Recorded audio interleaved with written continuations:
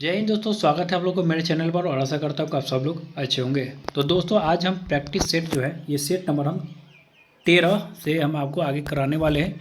इससे पहले हम 12 तक आपको बहुत अच्छे से करा चुके हैं। अगर आप लोग उसे नहीं देखें तो ज़रूर देखिए और यकीन मानिए बिहार पुलिस में कन्फर्म ऐसे प्रश्न नहीं आते हैं।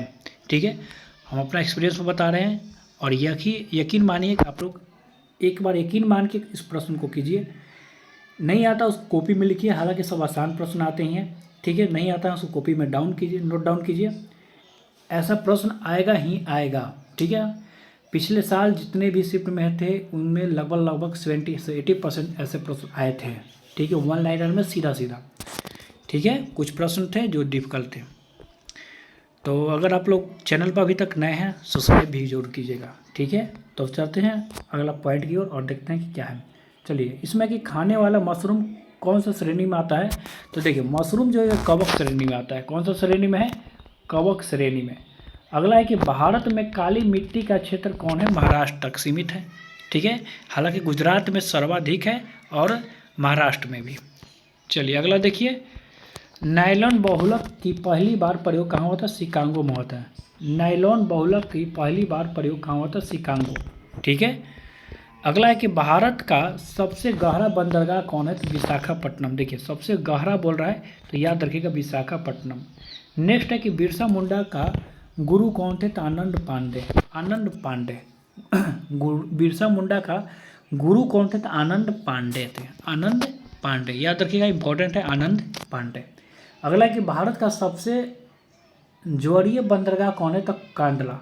भारत का ज्वारीय एकमात्र ज्वारीय बंदरगाह, सबसे नहीं एकमात्र ज्वारीय बंदरगाह वो भी वही कांडला है। अगला है कि कालाहारी रेगिस्तान, ठीक है, दक्षिण पश्चिमी अफ्रीका बोत्सवाना में है। कालाहारी रेगिस्तान कहाँ है? दक्षिण पश्चिमी अफ्रीका में, याद रखिएगा दक्षिण पश्चिमी, ठीक है, अफ्रीका बोत्सवाना में है। अगला क्या है कि पेरिस जो है सीन नदी के किनारे है। पूछा गया प्रश्न है, याद रखिएगा पेरिस किस नदी के किनारे है? तो सीन नदी के किनारे पर है। अगला कि सेशिल्स हिंद महासागर में स्थित है। सेशिल्स एक द्वीप है जो कहाँ स्थित है?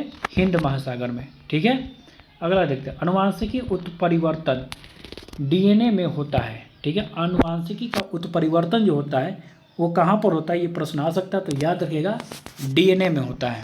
अगला है कि ग्रेट आर्टिजियन बेसिन कहाँ है? ऑस्ट्रेलिया के में है। कहाँ है? ऑस्ट्रेलिया में है। ठीक है, अगला देखिए, अष्टदिग्गज का संबंध किससे है? कृष्णदेव राय से। अष्टदिग्गज का संबंध किससे है? कृष्णदेव राय से। चलिए अगला देखते हैं कि विट्ठल स्वामी मंदिर, ठीक है, का किसने बनवाया था? तो कृष्णदेव राय ने कराया था। कृष्णदेव राय ने।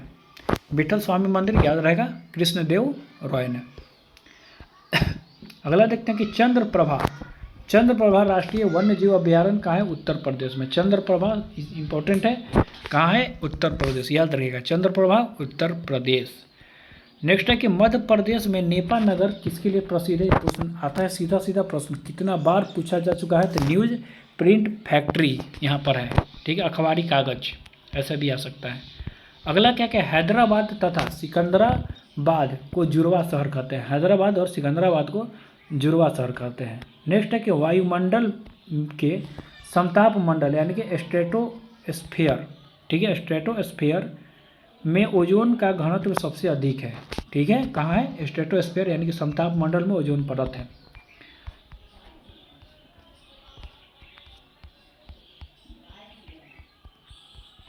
चौदह है, देखिए कि हरियाणा जो है हरिसेन कपिल देव को कहा था। हरियाणा हरिकेन किसको? कपिल देव को। हरियाणा हरिकेन याद रखिएगा कपिल देव। नेक्स्ट है कि प्रोटीन का निर्माण के आधारभूत इकाई को एमिनो अम्ल होता है। प्रोटीन के निर्माण में आधारभूत इकाई कौन है? एमिनो अम्ल है।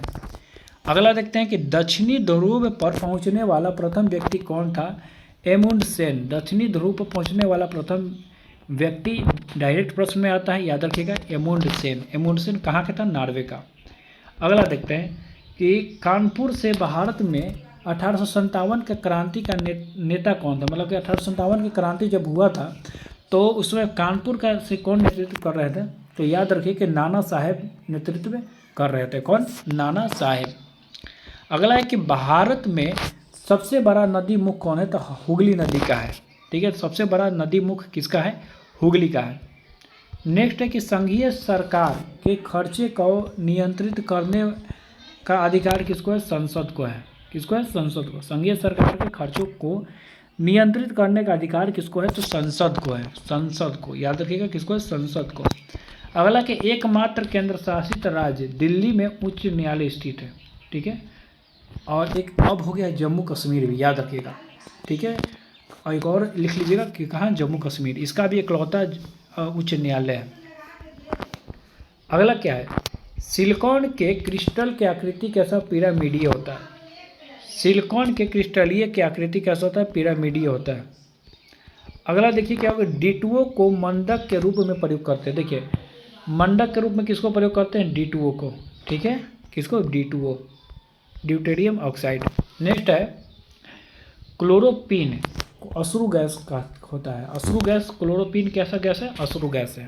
ठीक है, अगला देखिए, सेलुलोज जो है प्राकृतिक बहुलक यौगिक का उदाहरण है। ठीक है, प्राकृतिक बहुलक का यौगिक का उदाहरण कौन है? सेलुलोज है। सेलुलोज।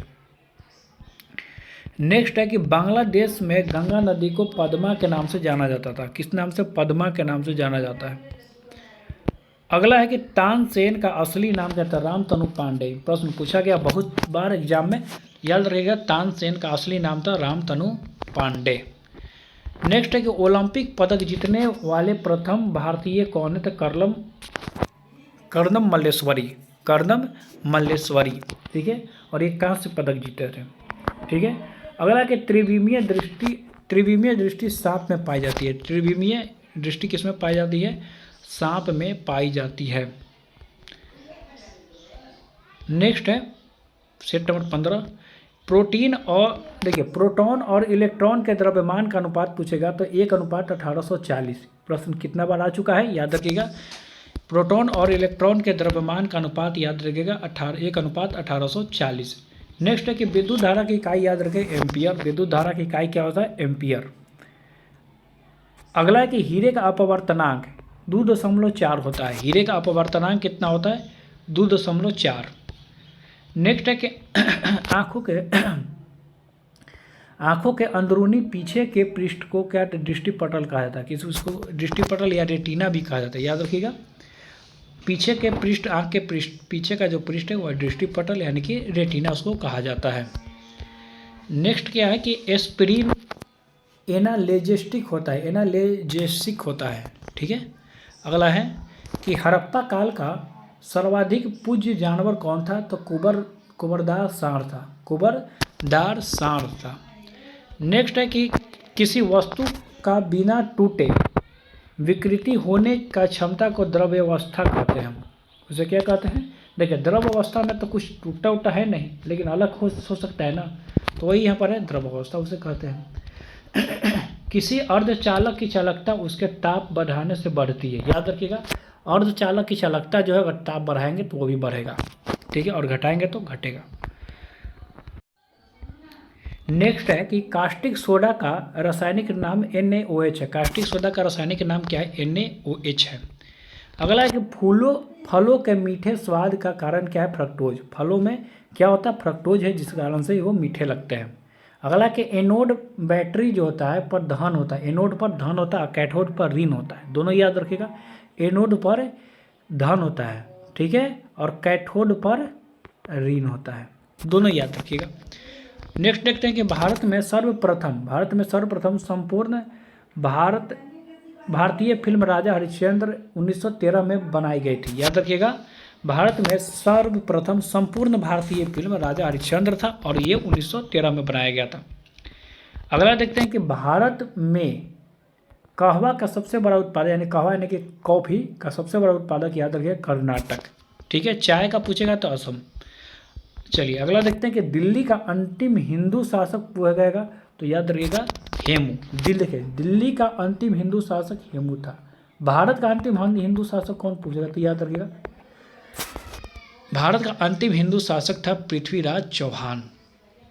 ठीक है, चलिए अगला देखिए, दिल्ली सल्तनत की सीमा का सर्वाधिक विस्तार मोहम्मद बिन तुगलक के समय में हुआ था। ठीक है। दिल्ली सल्तनत का सर्वाधिक सीमा का विस्तार किसके समय में हुआ था? मोहम्मद बिन तुगलक के समय में हुआ था। नेक्स्ट देखिए कि केंद्रक का आवरण, देखिए केंद्र का आवरण जो होता है उसका प्रोफेज के अंत में विघटित हो जाता है, प्रोफेज में, ठीक है। 5 प्रकार का फेज होता है ना, तो किस फेज में विघटित होता है केंद्र का आवरण? प्रोफेज में, ठीक है। चलिए अगला क्या, हमारी आकाशगंगा का आकृति कैसा स्पाइरल है, ठीक है। हमारी आकाशगंगा जो है उसकी मंदाकिनी, उसका आकृति कैसा स्पाइरल है। तो दोस्तों यहीं तक रखते हैं, नेक्स्ट 16 से हम अगला वीडियो में आपको कराएंगे और बहुत जल्द कराएंगे। तो कैसा लगा ज़रूर बताइए। मिलते हैं अगले वीडियो में, तब तक के लिए जय हिंद, जय भारत।